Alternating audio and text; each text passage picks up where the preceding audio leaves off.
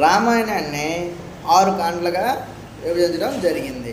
అవి బాలకాండ, అయోధ్యకాండ, అరణ్యకాండ, కిష్కింధకాండ, సుందరాకాండ, యుద్ధకాండ, ఉత్తరాకాండ అని పిలవడం జరుగుతుంది. అయితే మహాభాగవతాన్ని 12 స్కందాలుగా చెప్పడం జరిగింది.